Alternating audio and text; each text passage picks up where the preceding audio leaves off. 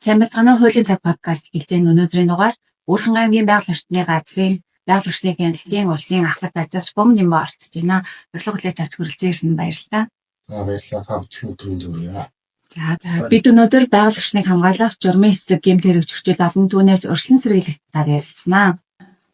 За иргэд байгаль орчны эсрэг ер нь ямар төрлийн гэмт хэрэг зөрчил ихээр холбогдож байгаа талаар яриагаа эхлэх үү? За тий. За иргэд бол ерөөхдөө байгаль орчны эсрэг гэмт хэрэг зөрчил бол төслөөр голчлон 40-50-аас 50% нь ерөөхдөө аартын анх зургасрмаа зөрчил нь болчихсон гэж эзэлдэг байгаа. За 23 он хэмжээнд нийтдээ 93 зөрчил одоо бүртгэгдсэн. За 31 гэмт хэрэг бол шүүхэн шийдвэрлэгдсэн байна. За үүний одоо 31 гэмт хэргийн 9 нь одоо усын цэцгийн газрын харны хүчит баталцсан гэсэн сомдод ойлсоор загалсан гэсэн хэлээр бүртгэгдсэн байна. За 93 зөрчлийн 45 орчим хувь зөвхөн одоо ойлсоор аагсан түүний дотор одоо ойлсоор парагны махад одоо анх хурдтал тэрвэрлэх зөрчил одоо болчихсон одоо ингэж эзэлж байна. За тэгээ нийтдээ 78 зөрчил одоо шийтгэл оноод 51.7 сая төгрөг оноод нийтдээ одоо байгаа гэсэн хөрлийн 101 сая төгрөг одоо нөхөрлөлөө нэр нэг одоо эзүүл болох 702 шиг одоо заагсан амтан ах тэгэл буу хэмжлэн одоо энэ хафад гэж юм ийм хөдөл ингээд нийтдээ 700 биш хувааж чийдэх зүйл нийт анги хэмжээ бий байгаа. 2024 оны байдлаар ер нь байгаль орчны эсрэг гэмт хэрэг зөрчил хэд бүртгэгдсэн байдаг. Өмнөх онтой харьцуулахад ер нь үзүүлэлт нь ямар 24 онд 86 зөрчил бүртгэгдэж одоо 33 оны 7 сая одоо анги хэмжээний одоосон за нөхөрлөл борлогоор нийт 210 сая төгрөг нөхөрлөж байгаа гэж хийдсэн байна. За гэмт хэрэг өмнөх онд 41 байсан бол одоо 24 онд 12 гэмт хэрэг бороод за үүнээс одоо 9 23 онд 9 үйлсээр заасан гэмт хэрэг одоо өөртөө шүүгээр шийдэгдсэн бол 3% гэж болсон юм үзүүлэлттэй байна. За нийт зөрчлийн бол 50% нь үйлсээр таагах хотын худалдаа тэрш зөрчил иргэдэг бол 24 онд ерөнхийдөө эзэлж байна. Хар өрийн сумын хувьд байгаль орчны эсрэг ямар төрлийн гэмт хэрэг зөрчлөөд ер нь хэрүүлдэг вэ? За Орны хөндийн байгалийн газрын захиргааны одоо газрын зөвлөлт болохоор 2.6 сумын амарсны хэдтэй 360 мянга газрын юм амартай байгаа юм шиг байна.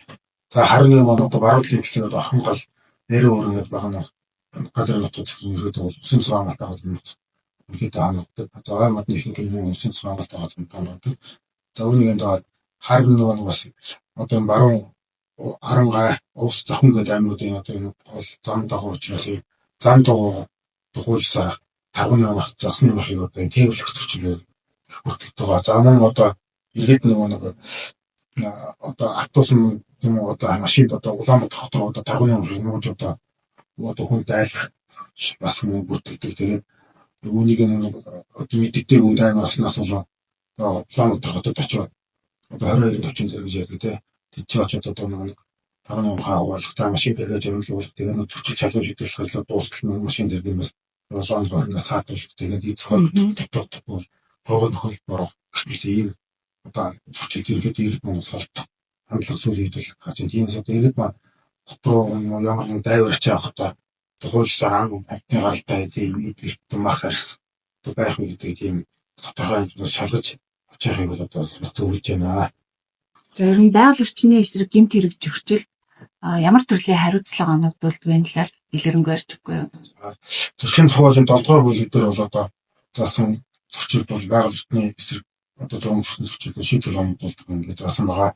За хуулиар аасан тохиолдолд бол одоо зөрчлийн төрлөөс хамаарат ханасан хурдсан хурдаа авсан тээвэрсэн зөрчлийн төрлөөс хамаарат 150-аас 300 гэж буюу одоо 150-аас 300 төгрөгийн тооцоо оногдуулдаг. Дээр нэг экологийн зүйлийг 2 дахин нугаж одоо төлөвлөдөг юм хэлдэг байгаа. За экологийн зүйлээ гэдэг нь одоо жишээ нэг таргыг 410 мянга төгрөг Монголын засгийн газар 2023 он 260 дотор доллар гэдэг үнэлсэн. За энэ үнэлгээ одоо төлөвлөлтөө байгаль орчныг хамгаалах болон төчийсгэр зүйл заснаа дагуу 2 дахин нугаж төлөвлөдөг. Ингээд 410 мянга төгрөг 820 мянга төгрөг төлөвлөе. Дээр нь одоо буу хаалгах за тэгээд одоо бол бүр цааш бол машин дээр зурвалах юм боломжтой ингэж одоо шийдэл оногдуулдаг. За 90% 24 дугаар зүйл заасан шийдэл оногддог. Одоо ямар хотолтой бийдэг болдог гэх юм бол одоо нэг ховор амтныг агасан хэлсэн таас нь тээвэрсэн.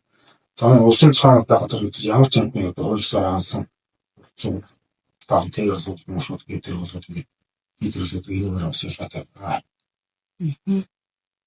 За улсын тусгай хамгаалалттай газар нутаг болон орчны бүсэд гэмт хэрэг зөрчил үйлдвэл одоо оногдуулах шийтгэл нь ялгаатай байдаг уу?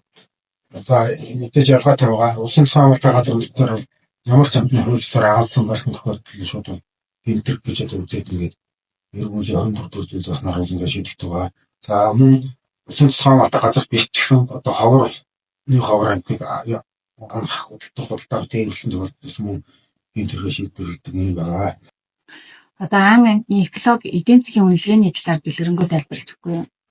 За Монгол Улсын засгийн газар 2011 оны 23 дугаар тогтоолоор бол 324 шиг амтныг бол экологийн зөвлөлөөр тогтоосон байсан. За сүүлд 2023 оны 260 дугаар тогтоолоор амтны экологийн зөвлөлөөр шинжил тогтоогоод за мөн одоо хамаарх амтны тоо болсон юмсан байгаа чинь өмнөх тогтоолд 324 амтан байсан бол 23 оны 260 дугаар тогтоолд 735 амтан одоо ингээд нэмсэн байгаа. За мөн үнэлгээр бол одоо дунджаа 2 дахь өссөн юм. Чинь тархины экологийн зөвлөл өмнөх тогтоолд 170-аас 200 мянга төгрөг байсан бол сүүлийн тогтоолд шийдсэн тогтоолд болохоор одоо 410 мянга төгрөг ингээд нэмэгдсэн байгаа. За энэ үнэлгээ болохоор хуулиар агуулсан одоо худалдан таасан одоо зөрчилдний төрөд одоо нотолтой энэ үнэлгээг 2 нь болж байгаа юм байгаа. Чинь одоо 410 мянга төгрөгийн нөхөн төлбөр тархины үнэлгээг бол одоо 820 мянга төгрөг болж байгаа юм л таа.